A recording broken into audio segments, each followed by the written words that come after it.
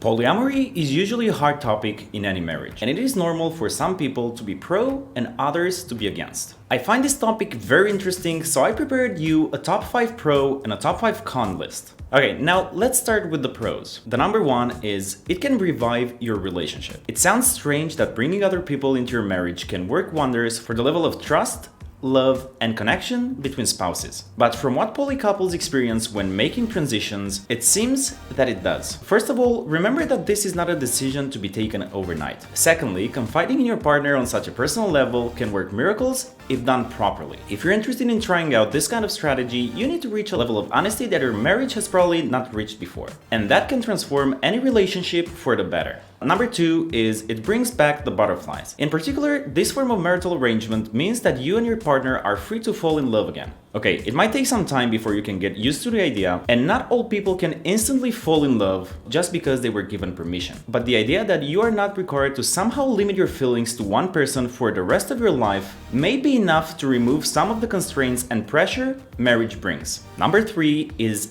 it helps you better yourself. Meeting and getting to know more people will give you a good understanding of what you need to improve about your own person. Moreover, with no love restraints, you will be able to explore deeper into the personalities of the people you need and learn from their experiences. Being in a polyamorous marriage will allow you to connect to a constant stream of new experiences, possibilities, and ventures that would have been impossible under the strict terms of a monogamous marriage. Number four is it will help you make new connections. Dating more than one person at a time will open you up to the world more. Increased socializing and meeting new kinds of people will make you a more worldly person and improve your existing traits. Finding out more about your new dates will enrich you both socially and romantically. Meeting new people to fall in love and sharing common experiences will bring you great benefits and change your perspective on life. The more people you relate to on a personal level, the more you will discover both yourself and the world around you. Number five is it will change your sex life forever. Polyamorous marriages start with partners trusting enough to share their most intimate thoughts and be brutally honest about their needs. But interacting and falling in love with other people may lead to surprising changes in your sex life. Some experience a resurgence of sexual encounters with their spouse or main partner. Others find more sexual gratification in their new partners or by enjoying them together. Whatever the case, your sex life will skyrocket. Okay, now let's go for the top 5 cons of polyamorous marriages. Number one is jealousy. Although both partners agree to the rules of a poly marriage, that doesn't mean that they are not capable of being jealous. Because playing with feelings is harder than playing with sex, sometimes things can go wrong. Jealousy is not something we can anticipate or control, no matter how much we discuss it in advance. So be careful to keep an eye out for any sign. It is human nature to be jealous, so if this is one of the reasons that could stop you from going polyamorous, don't think that you're not open-minded enough. Number two is stigma. Polyamory is not a stranger to stigma. It may not seem much at first, but society will not look kindly at a married couple who entertain this idea. The very thought that something like this is acceptable for some people will immediately make others take notice. That is why over the centuries, this kind of fringe romantic and sexual practices have been kept as secret as possible. And now just imagine how hard it could be for you, given the fact that most monogamous couples, religions, and cultures find this almost impossible to accept. Number three is disorder.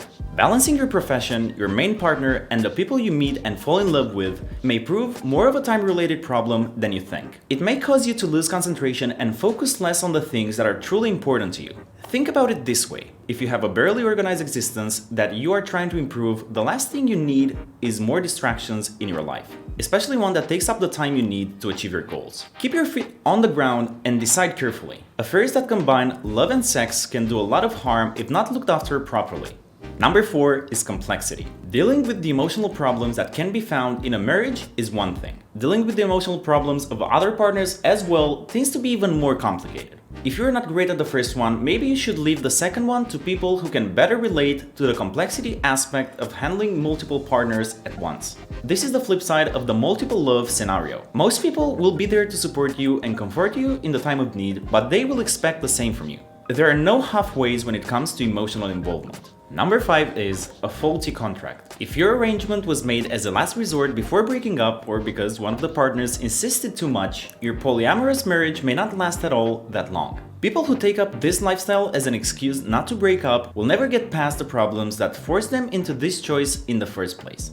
Poly relationships sometimes accentuate the problems the couple is going through, and that is especially true if one of the partners only agreed out of fear of being left alone. If you feel this lifestyle suits you, act before your marriage is consumed by too many problems. That way you can be sure that everybody's on the same page and nobody's simply committing to an illusion just for the sake of saving a relationship. Okay, and now a tip for the end. The way you choose to live your life comes down to your personal choices. If you and your partner feel like this lifestyle better suits your marriage, you should go ahead and have a talk. Just make sure you both agree and use it as a learning experience and not as a way to avoid responsibilities or save your marriage. Thank you very much for watching, and I'll see you in the next video.